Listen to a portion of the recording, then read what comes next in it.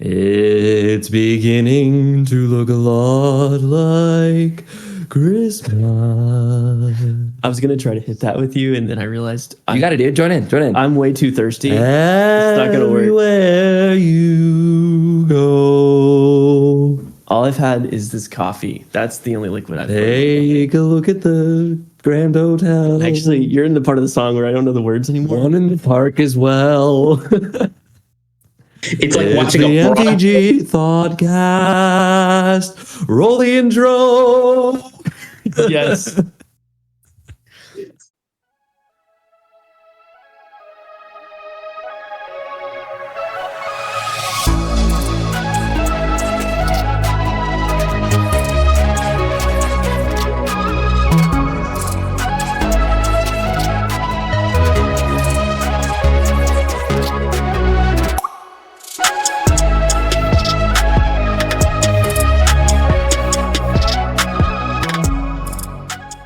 This is, in fact, the MTG Thoughtcast, as referenced previously and in the intro, and that means that I am Joseph Rubino, one of your hosts of the MTG Thoughtcast, and this is Jared Bobier, another one of your hosts of the MTG Thoughtcast, and this is John Kendall. another one of your hosts of the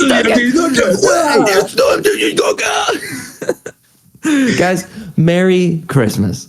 It's the Christmas special. If this was our sitcom, this would be the Christmas special, where we all learn that the real gift is each other. Yeah, where the friends we made along the way are the gift under the tree. It's true. That's us. That's us. But the real gift is the magic under the tree. Oh, and speaking of the magic under the tree, today's episode is a definitive MTG Thoughtcast 2023 Christmas guide for all of you out there who don't know what to buy for the magic lover in your life. That's me. I'm terrible at giving This episode is for Jared. Yeah, specifically. John and I will be coaching Jared through how to buy MTG gifts. Yes. For friends and loved ones and strangers. So all of my family are getting MTG cards this year. Every single one of them. Every single one. Including my parents. Including your 85-year-old dad. Yeah. He's getting a commander deck. He's getting Perforos goblins for Christmas. Start him young, you know? Gotta start him on mono red, you know. It's true. It's like we speed run talking about mono red in this podcast. I am part of this podcast. It's like, how quickly can we just devolve into like Unga Bunga Lightning Bolt? Lightning Bolt's my favorite card. Agreed. Before we dive into it, we need to just some quick upkeeping here. This is our upkeep step. Yes. Join our Discord. We have a Discord link in the bio. You're an unbelievable person if you're watching this, but we also want to hang out with you, and it's totally free. So join our Discord in the bio and we'll hang out. We would love if you like this content, if you told the robots that this is good content. So give us a like, comment, subscribe. There's buttons below the video here. If you just press all of them, it literally is not going to change your day at all, but will mean a world of a difference to us. So just go down there and just start clicking them. Yeah. Doesn't matter which ones. Just click them. We also add it to your doom scrolling regimen. 100%. You're good. Just jump on and start clicking buttons on MTG Thoughtcast. Nothing bad ever happens if you randomly click buttons. Absolutely not. If you get anything that says mtgthoughtcast.exe, press it. Yeah. Just open it. Definitely do that. Why not? What's the worst that could happen? We also have an Instagram where we mostly post memes. So if you want that too, go follow us on Instagram. That's all the things. Upkeep step over. Let's start talking about Christmas. Are you guys excited about Christmas? I love Christmas. I feel like I'm the excited one here. Dude, I love... Weirdly, as a terrible... self-proclaimed terrible gift giver. Not that I give bad gifts. It just is an excruciating mental process for me to give a good one because I stress too much about it. I'm excited for Christmas. I'm similar to that. Yeah, I overstress it too much. I'm making lists and making sure everyone on is accounted for correctly and who's all bought for and all that kind of things. I stress it too much sometimes. Yeah. I don't want to speak too frankly about this, but I think that John has made his lists and he's checking it twice. Mm-hmm. I think that John is Santa Claus. Dude, is this the big reveal? This is the big reveal. That's why he's wearing the sweater. You got it. Yeah, I gotta hide all this holly and jolly under here. Absolutely. Well, I don't think any of us would call ourselves great gift givers, but maybe you aren't either, and that's why we want to tell you what to buy this year. Let's set the scene, right? You have a friend, a loved one, a nephew, perhaps a grandson or a granddaughter, or anybody in your life who has divulged the information to you that they are a player of Magic the Gathering. And you're like, wow, I want to support that. I want to buy a gift for that. We've got you. So the first thing, let's just figure out how deep they are into it. That's going to be step one of buying a good gift for somebody who plays Magic, is just a brief understanding how long they've been playing, how often they play. That will give you a decent idea of what layer down the iceberg they are on this. And that's kind of how we've broken down our gift list this year, because it's a big game. There's a lot of product. Yeah. There's a lot of product. So much product.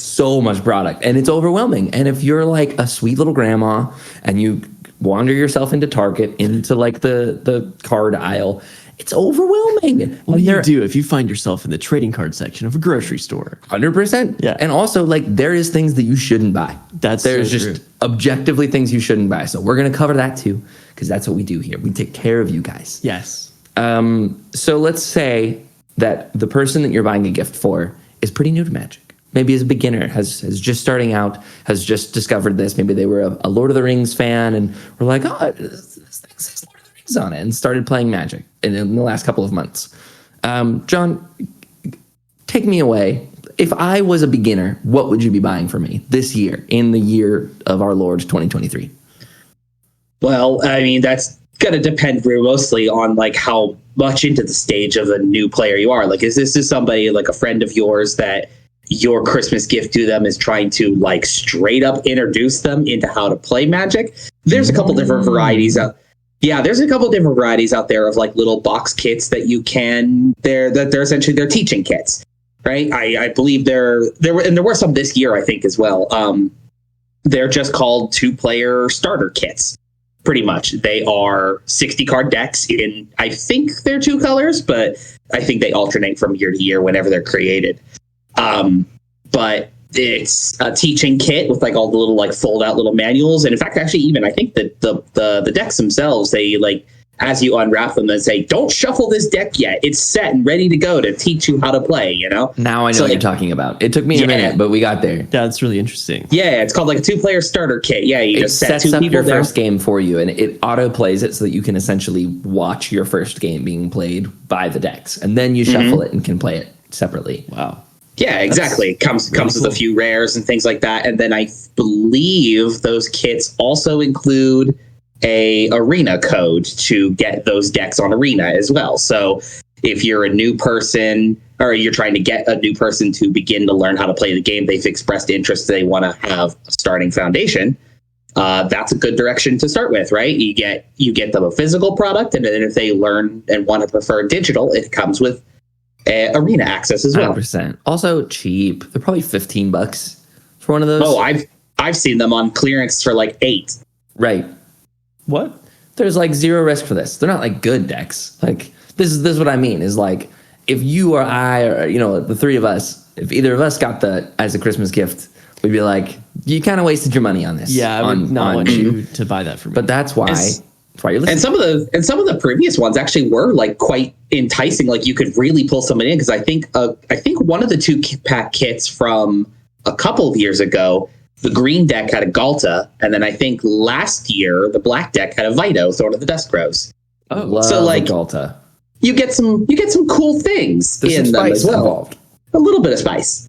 Little bit of spice. You got to have the warming spices for the holiday season, Absolutely. Mm-hmm. Like the star anise. And I'm trying to think of a good way to segue that into our next point, but Jared, what would you buy? Me failing at that. We're still working on our segues. Yeah. Man, for like a new beginner, like someone brand new to the game, honestly, the way I started it was I bought a deck and my brothers each. I'm a triplet for those of you who don't know that. So we were all me and John. Yeah, I'm actually the three of us are yeah, triplets. we're all triplets. And crazy that we've never mentioned it before. yeah, weird. Wild. Me and my brothers, we all got into Magic at the same time because that's kind of how my life worked. We just like did things together. That when you're a triplet, that's what happens. And so we all bought like the OG Planeswalker decks, and I bought the red one. My brother Heath bought the green one, and Chase bought the blue one, if I'm remembering correctly. And they're all decks of like the same power level, and I really enjoyed that experience. And it like we kind of switched decks sometimes to see like what that would be like playing with different strategies and different cards. And that was a great first start to the game for me, because I was basically, my brothers were convincing me to like ditch Yu-Gi-Oh for Magic, and it was really hard because I was like pretty, yeah, thank God, I was pretty ingrained in Yu-Gi-Oh at the time, so I was trying to find every reason not to play Magic. But that was what helped me get over that hump and really start to enjoy the game.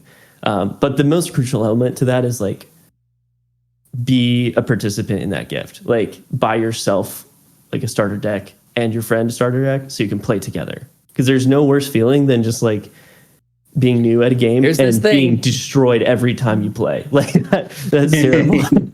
Yeah, that's no fun. Honestly, yeah, I'd get some like Commander, like 2 of the new Commander precons. Ooh, you're thinking Commander precons. Yeah, I mean, if you want to go there, I started with 60 format or 60 card format. Yeah, hot take. I don't think Commander is a very good entry point for new players. Personally, I'll agree with you. Teach them in a 60 or like limited environments, like anything below the Singleton 100 is a good introductory to learn how to play the game. Yeah, I agree with that, especially since there's like a whole entire social dynamic to Commander that you need to understand to play correctly. And like if people are newer to kind of trading card or strategy games, like they can tend to have a lot of hurt feelings when they don't do well or whatever. Like insert X thing that happens in the game that ends badly for them. Like I know that I had to grow out of like board wipes hurting my feelings, stuff like that. And so like, yeah, that 60 card format without all the weird social contract and strange rules that Commander has, that it's just like, just win the game and don't feel bad about it. Like that's a really good place to start. I think that giving a new player or somebody who has no idea what Magic is a Commander precon is a bit like handing a Lamborghini to somebody who doesn't have a driver's license yet. Yeah. Where it's like, this is a lot. Like you probably will figure it out, but you're going to struggle to get there. So I think I'm with John. I think we're all kind of saying the same thing of like, there's new player starter decks, which we'll link like Amazon links to all of this stuff as well. I think just my little pedestal is that you should try to find a local game store and buy all this from. It should be roughly the same price. If it's not, it's a little bit more, but it's worth it to keep small businesses going. A cool idea even is like go with your friend who you're trying to introduce to the game and help them build their first 60 card deck. Definitely. Like every game store has a bulk bin. Yeah. And you can just sift through there for an hour and like find cool things. You will find like the things that you find cool in that first flip through of a bulk bin will probably be a very similar vein to what you find cool in the rest of your time playing the game. Yeah. Like our first bulk rares are like, it's just sit in your heart and kind of stay there. So yeah, I agree with you. Go with your friend, go like help build decks together or go buy something together, like, or a gift card. So if we're talking about like Christmas Day, you can get a gift card to your local game store. And then with that, give the caveat of like, hey, we're gonna go to the game store together. And then that day you actually set a date and you go and do it. Right. Do not do the like promises. Here's a thing we're gonna do. That's the true spirit. That never happens. Yeah, I hate that. That's not a gift. You're like, we should go get coffee sometime, and then you just don't do it. But we're drinking coffee right now. It's true. Cheers, brother. So that's beginners. I feel like. Yeah. I also, one of the things that I had written down is some set boosters. If you're like, which great stocking stuffers. Just as a general for all of this, I would say any level of Magic players, throw a booster pack in that stocking. Yeah. I'm not going to be mad at you. No one's going to be mad about it. It's going to be a great time. So I would say the most recent set is Lost Caverns of Ixalan. And there is some heat in those set boosters. Yeah. Because you have all the cool stuff from the main set, plus access to the commander cards in the set boosters, which you cannot get in the draft boosters. And do the set boosters have potential for Jurassic Park? Yes. Yes, they do. So there's so much cool stuff in the Lost Caverns set boosters. Yeah. As a kiss goodbye to set boosters. So We talked about all this on our missing episode. we did. Yeah. Rip that episode. Yeah. So I would say set boosters is a great stocking stuffer. It's a great beginner, intermediate, experienced gift, whatever. Also, there is little towers of Chessex mini dice Those are clutch. that I think I've bought one in my entire 13 years of playing Magic, and I still use it. So, like, if you want a gift that's like unbelievably cheap, I think it's under $10, that like your Magic player in your life is going to use for the rest of their life. It's a Chessex mini dice tower.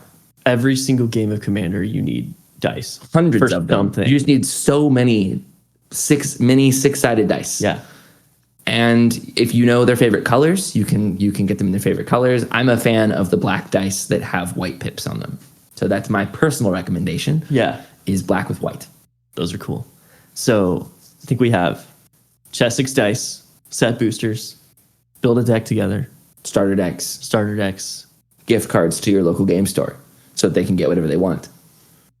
Support small business. It's a good place to start. Yeah. Right. That gets what better, what better way to entice somebody into a game than with, gifts of that game? If they've ever expressed interest before in like, hey, you talk about this thing that you like to play a lot. This sounds like fun, bring them over for a game night some night, hang out, Absolutely. make food, build a deck with them, learn the game. It's going to be great.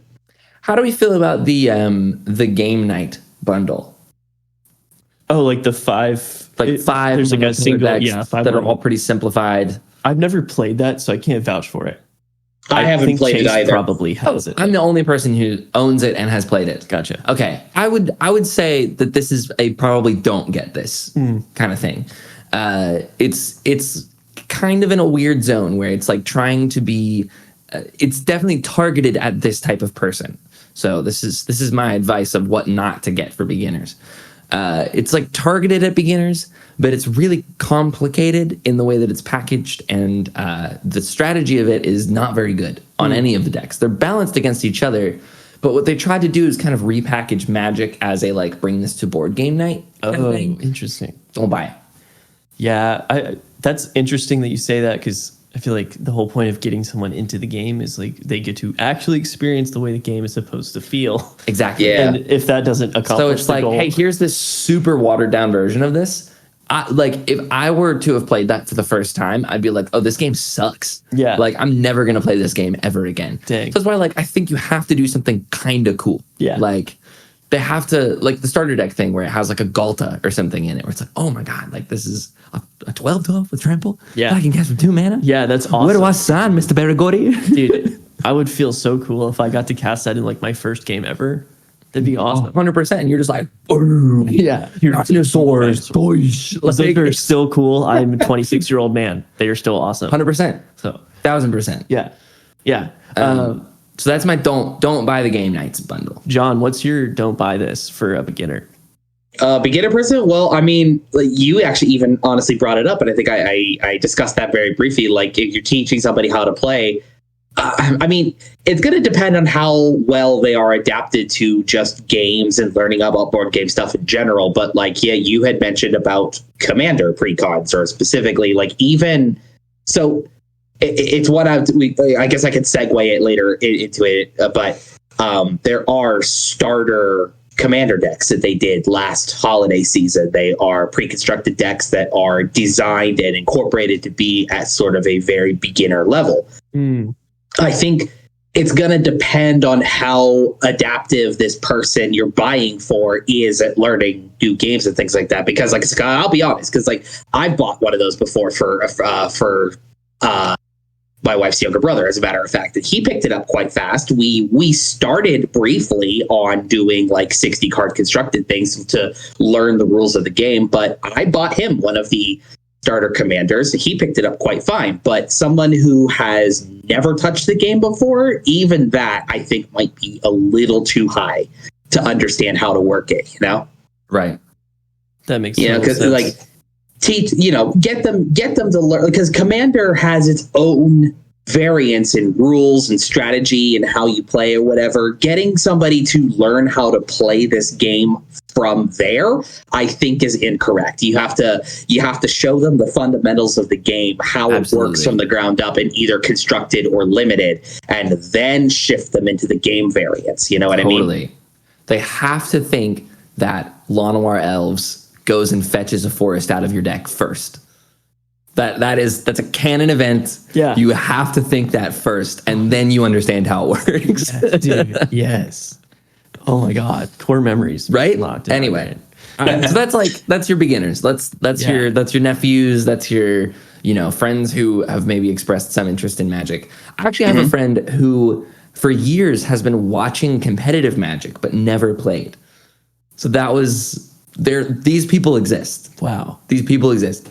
But let's say this is where it starts to get a little more complicated. Yeah. Is like you have somebody that plays Magic, but you don't, or like understands Magic content. Understands, plays, but doesn't, we would call them advanced, like an advanced player, somebody who is in the hobby, and you either aren't sure like what they play, what they do, aren't sure sort of what their engagement with it is. It becomes really hard because this is where the bell curve starts to get really niche of like, oh, I play this specific thing. Like Mark Rosewater always talks about how Magic is a bunch of different games in one game. This is where you've branched out from being a new player and you like have this one specific way that you engage in the game. And this is where it gets really difficult to buy for, because it's like the starter decks would mean nothing to somebody who's an advanced player. So this segment here is like buying for somebody who's a little more advanced into the game. John, do you want to kick us off with your advanced selections? Sure. So, I mean, yeah, like the thing I was talking about previously, and like what you were just saying, just of like this is a person who is now been playing the game. They understand the rules. They have sat down in matches, either in single player or as a multiplayer thing. Maybe they've even attended a draft or a pre-release once before. So like they know the fundamentals of the game, but most of what they play just comes pre-packaged off the shelf. You know what I mean? So like they're not at the level where they are going online, buying their singles, constructing decks for their own. They understand the game, but everything they play is pre-packaged. So you can find for them what avenue that they have not started learning, and you could acquire for them some other variety of like a box package kit ready to go. This is where those starter commander decks I was talking about, and maybe even then to an extent some of the lower grade, I guess, pre-con decks, like not the ones that are strictly for starters. You know what I mean? Somebody who their deck collection consists of, let's say, commander decks that they have just purchased like one of the pre-cons maybe every season when they come out now. You know what I mean? Buy them a pre-con of a different color they don't currently already play. 100%. See if they like it. You know? Yeah. Now, not all pre-constructed decks are created equally. We'll discuss this in between this shift between advanced and expert, but you have to. You, the gift buyer, probably need to understand which ones you're grabbing, what experience level they are, and is this going to be something that the person would enjoy playing at all? Totally.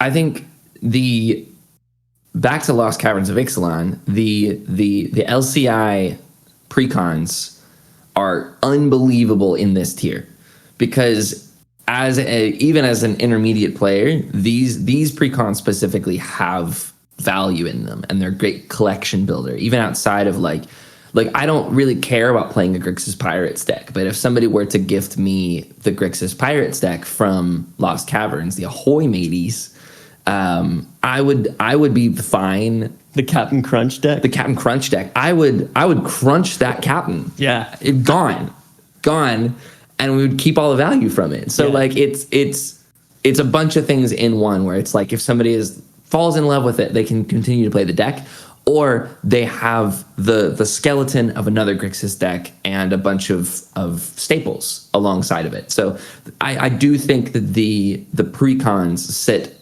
pretty firmly in this section of you're buying for somebody who is an intermediate to advanced player. Right, so to add on to precons, though, not every Magic player is obviously dedicated to just Commander exclusively, though. Magic is a very wide and open format that tons of different strategies and gameplay styles are available. And they make pre-constructed decks for 60-card formats as well. I think nowadays they're just called Challenger decks, but they used to also come as things like event decks, and they used to be called the Game Night decks. That was actually my first deck. That was my intro to Magic, was the Gruul event deck from Return to Ravnica. Holy crap. And it was just a 60-card Gruul deck that I think was made for Standard at the time. Wow. And yes, this is where I would say be a little cautious of this, is that they are for specific formats. So like I don't play Standard. Yeah, so if you like Magic, you probably don't either. So it's true. Standard kind of sucks right now. But things that have a specific format on the box is like, this could go one of two ways. Like this is either going to be like there's absolutely nothing in this box that's useful to me as somebody engaged in the game, or it's like, oh my god, I play Standard. Like this is a bunch of Standard staples. Like I'm so happy about this. Yeah. So I guess similar to the Commander thing, where it's like if somebody somehow doesn't play Commander, if they're one of the few Magic players that doesn't play Commander, then it probably is worthless to them to have a Commander precon. But so I would say like the pre-constructed boxes are meant to be treaded lightly with somebody who has expressed interest in the format that they are made for. Yeah, I would totally agree with that. But if you know for a fact, like, oh, my friend plays Pioneer, like, oh, go to Target, get the Pioneer Challenger deck, whatever it's called. Link in the bio, and they'll love that. Yeah. But if someone got me the Pioneer deck, I'd be a little bummed out. I would be grateful. I'd be unbelievably grateful, and I would say thank you. Yeah. With my whole heart. And then I would put it on a shelf, and it would probably never get touched. Yes. Watch all those cards slip slowly into the bulk bin.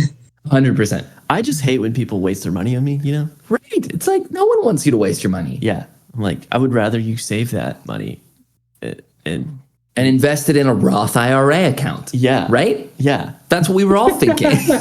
Yeah, exactly. I would say if I had anything to add here, this is the tier that you can start buying accessories that might be a little more expensive, because you don't want to get someone who's brand new to the game like a ton of accessories. Like the dice are great because they're cheap, and you can also use them for other things. But at this point, you can start diving into like more specific gifts for the game, where you can get into deck boxes and play mats and cool stuff like that this person has shown they're playing this game interested, and they're not going to just stop in a week. And now they have all this random stuff that they can't use for anything else. Yes.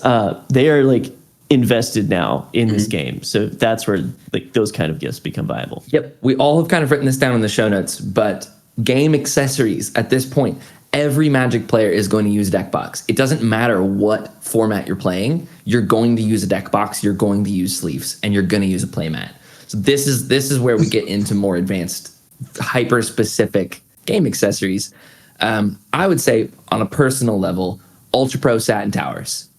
Those I have the very first one that I ever bought, and it still is kicking. I have so many. Yes. They are consistently like the highest rated deck boxes. Buy those either in the $15 one that has the dice tray at the bottom, or the $10 one that doesn't. Yeah. Either or. They're both great deck boxes. They fit 100 double-sleeved cards in them. So it literally doesn't matter what format you're playing, what deck you're playing, unless you're playing a Battle of Wits deck, in which case buy them too. Is that weird? Like you have to have 200 cards in your library. Yeah. So they fit 100 double-sleeved cards. So I would say Ultra Pro Satin Tower, sleeves as well is something that every Magic player is going to use. You can literally never have enough sleeves. Every time that I think like I'm stocked up on sleeves, I go to like build a new deck and I'm like, I don't have any. Yeah, we literally played a game of Magic last night where he was raw dog in the cards. I was riffle shuffling my doubling season. Actually, yeah. Schoolyard style. There was a Vorinclex and a doubling season that was just being absolutely scuffed. I watched him bridge shuffle that. That was crazy. Because I don't care. Yeah. Cards are meant to be played. I don't care what happens. But if I had sleeves, I would have sleeved it. Yeah. So if somebody were to have gifted me a bundle of sleeves, I would have done it. I will say on the what to buy, what not to buy side of that, what to buy, Dragon Shields or Katana sleeves. Those to me are the two best like commercially available ones. I'm on a higher tier than that. Curved sleeves by Heavy Play. Sponsor us, please. I'm obsessed. These are curved sleeves. This has been my obsession for the last 6 or 7 months since I found the Kickstarter of it. They're really freaking cool.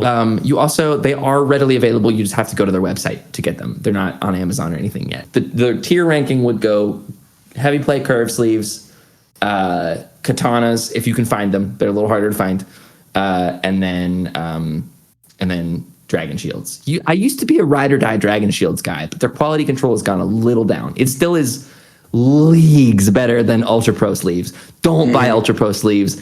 If you're looking at a pack of sleeves, also that is like $1 for 100 of them, that's called a penny sleeve. We don't use those. Nah, we don't want those. That's a bad gift. So no Ultra Pros, no penny sleeves.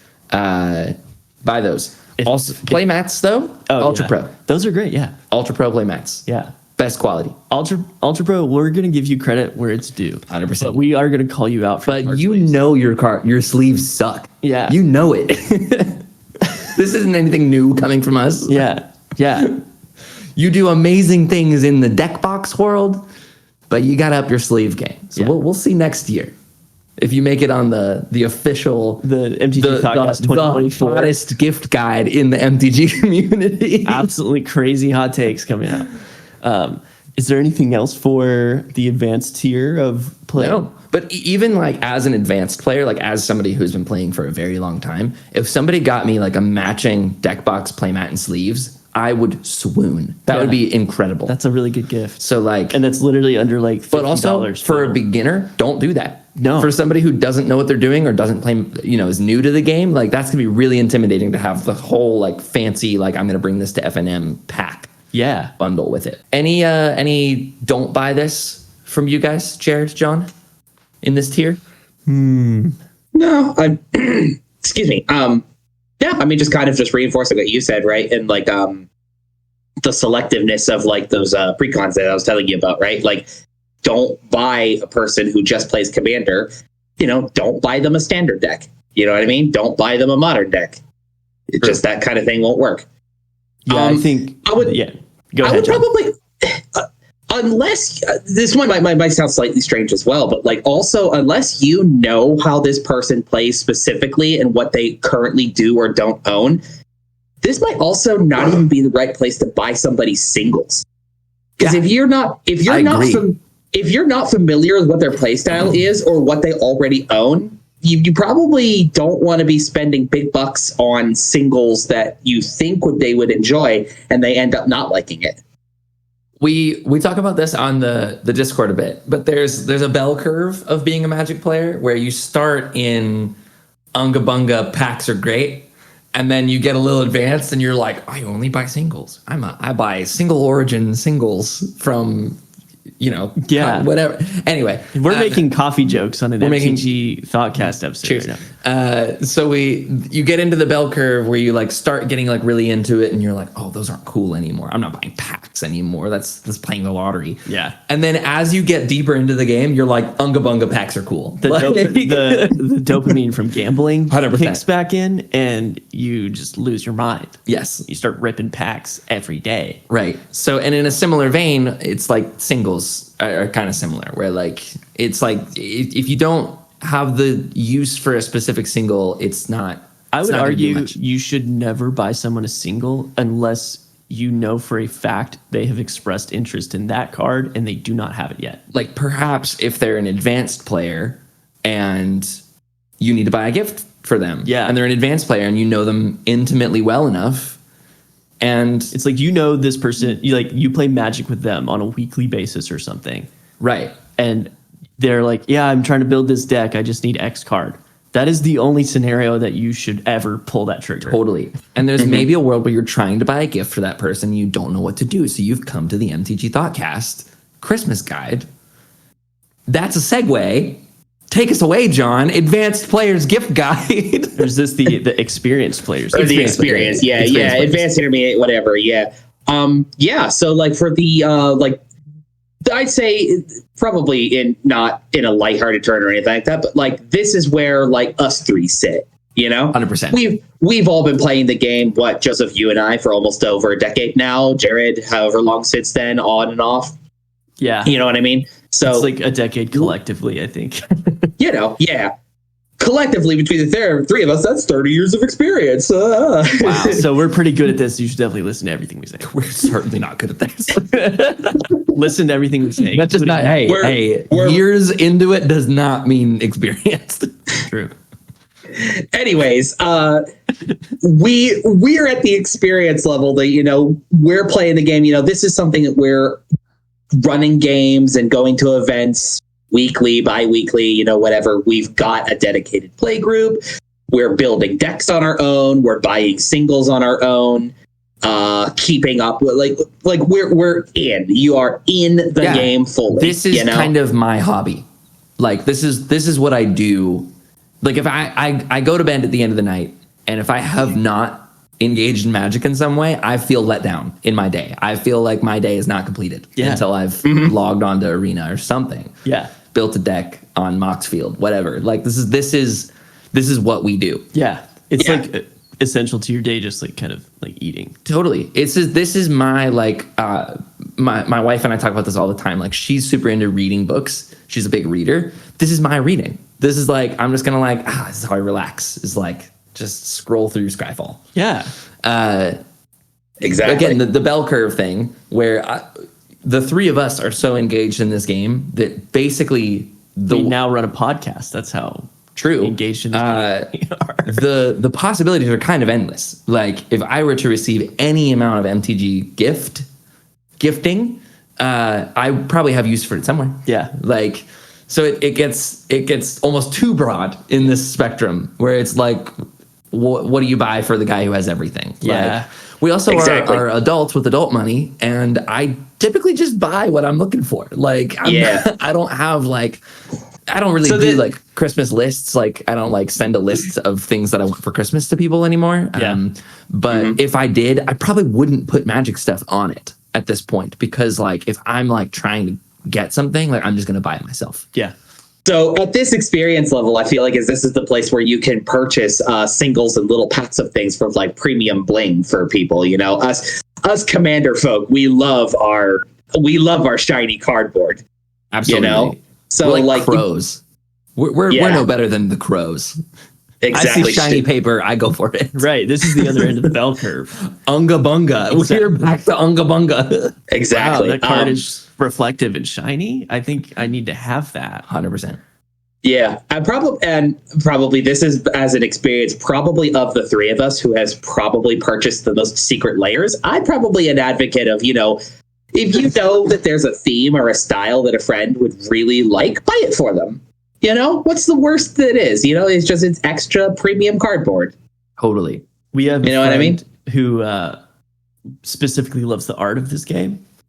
And so this is like, if we know this person has a commander or whatever card, like, oh, we can just give them the cool version of it. This is the same friend who would watch competitive Magic but never played. Yeah. So there's certain people who fit into multiple niche demographics. Over the last, especially over this last year, where Secret Layers have pretty much kind of evolved into, they are available. There's multiple different types available for extended weeks on end, and of those ones available, a lot of them are some very weird, unique artwork, and then also these art crossover things. Sometimes, like over the course of the last year, we've had there's been stuff for Street Fighter and Princess Bride and Creep Show, Evil Dead, Doctor Who, Jurassic Park. Most recently, the current one that's available is Tomb Raider. Yeah. So if you have a friend who likes Tomb Raider and Magic, there's an easy gift for you. There you go. We'll link that too. Yeah, but those are pretty good.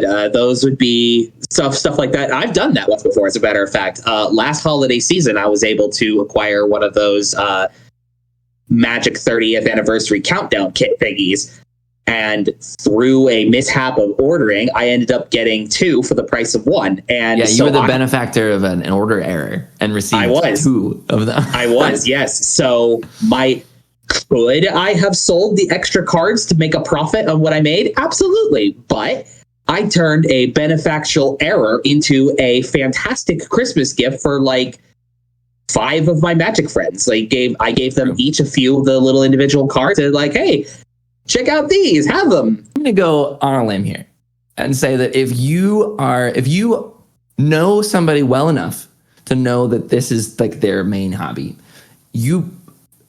it stands to reason that this might also be your main hobby. I think what we're talking about here is kind of dug-in players giving gifts to other dug-in players.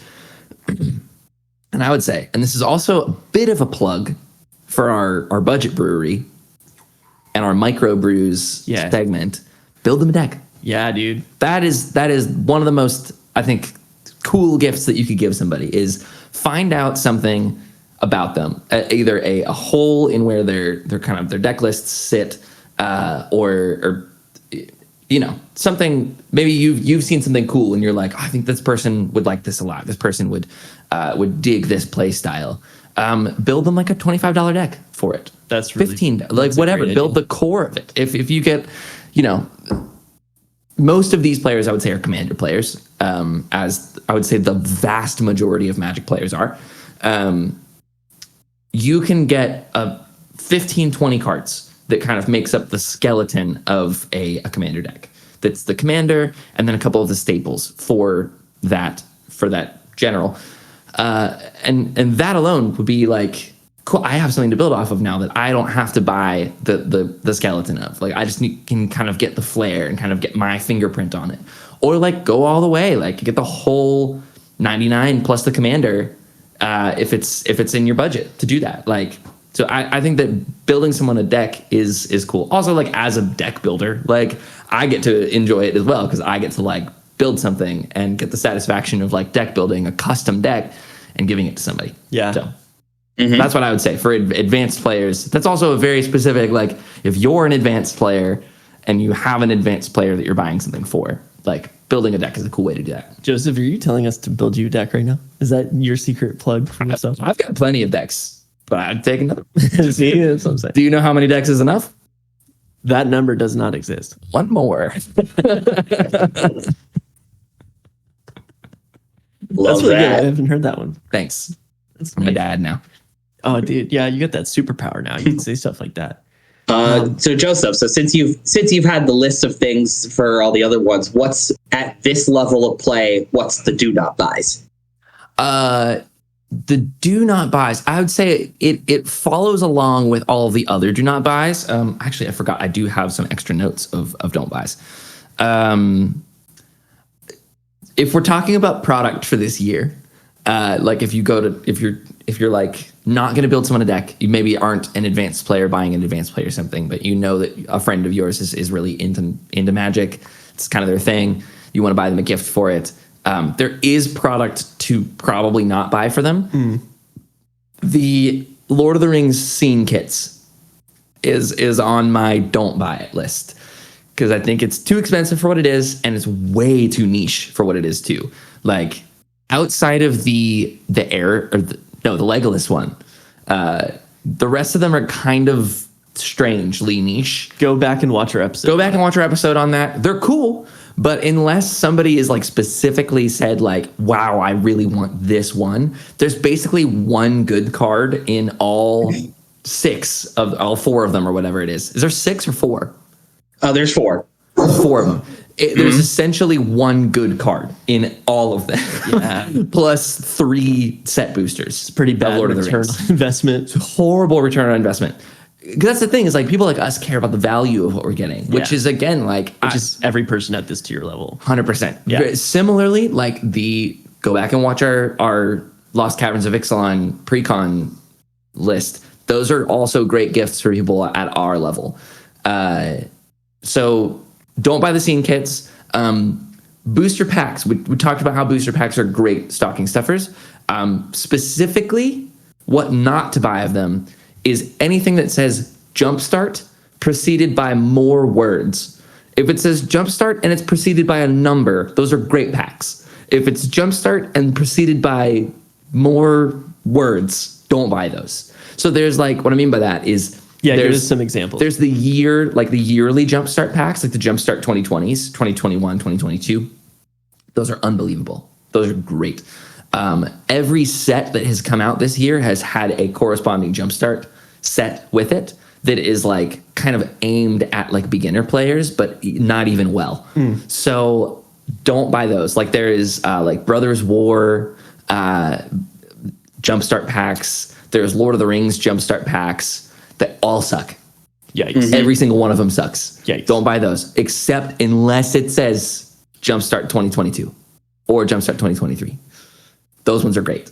So that's the what to buy, what not to buy. We already talked about don't buy Ultra Pro sleeves unless Ultra Pro wants to sponsor us, in which case, who knows? How about as a quick, where do you two think booster boxes and bundles fall on this scale? Ooh, I'm not in the camp of buying. I would buy bundles for people if it's like, if I knew it was a set that they liked. Like if you, for example, were super into the Lord of the Rings set, and I was like, I need to buy Jared a gift. What am I going to do? I would probably at least consider buying a bundle box of the Lord of the Rings. Also because it has the One Ring in it.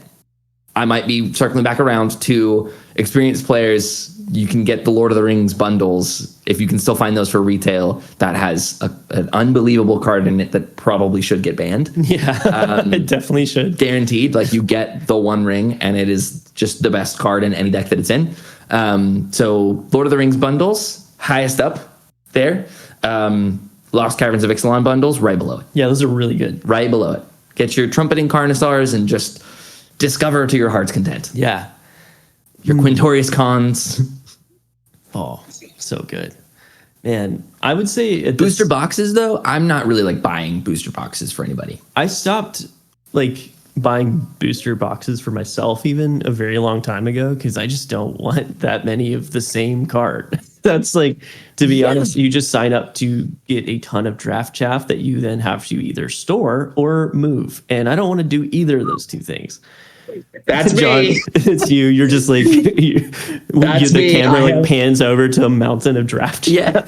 Just boxes. It is an organized pile. Thank you very much. I take a lot of care to sort my draft chaff. Thank you very much. I can confirm it. If you ask John, if I were to say, John, I need this card from this set, I will have a definitive answer on whether he has it or not in 5 minutes. That's, to be honest, I'm thoroughly impressed. That's incredible. It's actually impressive.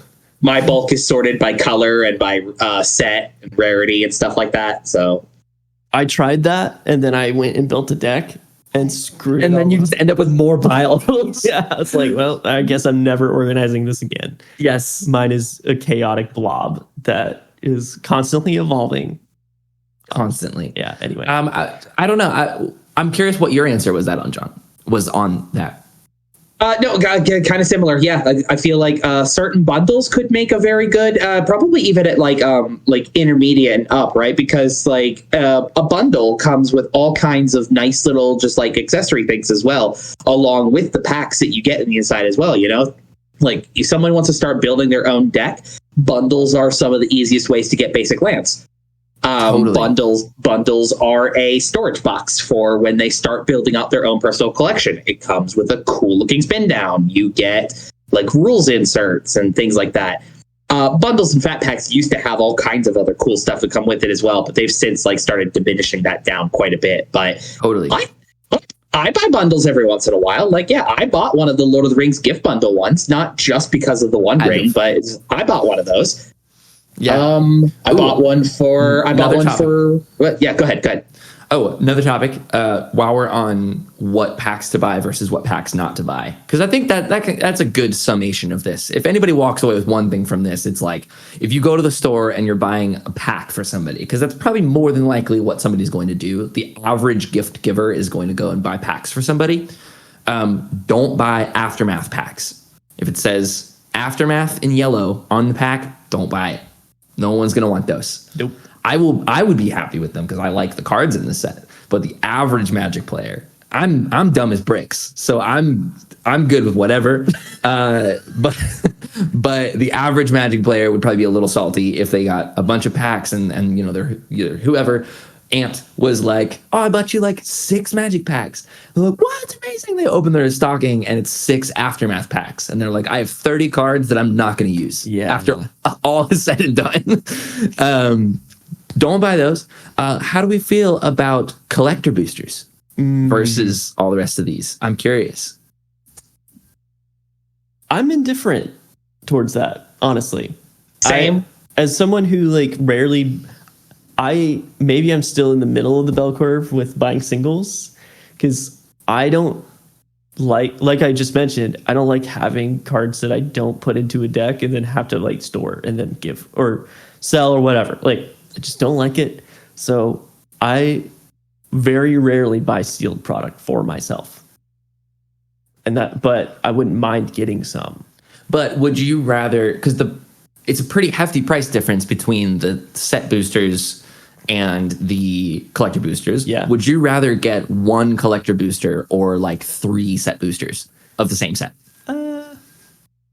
I think I get set boosters, honestly. John, thoughts? I've both received and gifted collector boosters. I think they make great gifts. Personally, just one. Yeah. You're like just give one premium shot. It's like handing them like, you know, it's the lottery ticket thing again. You know, like do you want 5 $6 lottery tickets or do you want one $30 lottery ticket? Fair enough. Fair enough. Yeah, that's fair. Yeah, it just depends on who you're giving it for. But I'm kind of in between both of you as well. Yeah. Like I'm a big quantity guy, yeah, so like I think that specifically Christmas morning, like.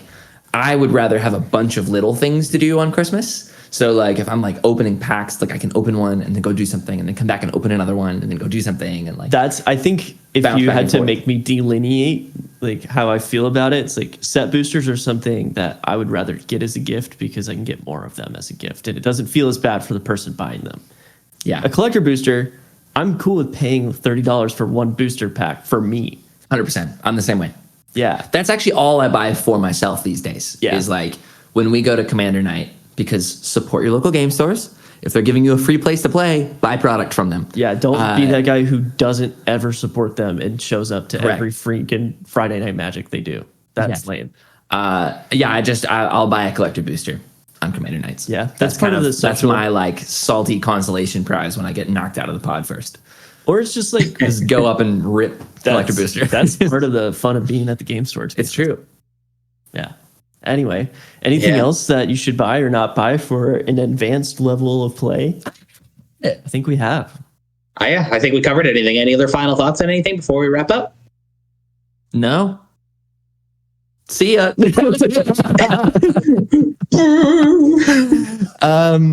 I think like if you're watching this video, that you're very sweet. You're a very kind person to want to engage in somebody's hobbies, and especially one that like I at different points in my life have experienced different levels of embarrassment about being a part of this hobby. I don't know if that's I don't know if that's like a shared thing. So if somebody has like, that's just different social anxieties and things, but which comes along with the hobby. Sometimes there's a specific demographic that engages in this hobby, and I'm part of it. Yeah. But you should not look down on anyone for what they think is fun or cool. No, exactly. So like if somebody has like divulged, you know, I kind of joked about it earlier, but if you are as intimately aware with somebody to know what their hobbies are and are engaging with them, like that makes you a good person. Yes. Like, just want you to know that you're a sweet and kind person, and I hope that this video has in some way helped you to feel more confident going into the gift buying season. If you want to hang out with more sweet, kind, good people, join our Discord.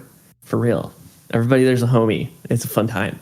It's right down there. Yeah, do it. It's free. We have all kinds of fun. Yeah, we hang out, we talk memes, we get game nights together, you know, we play online. It's great. We have a grand old Shouts time. out Spell Table.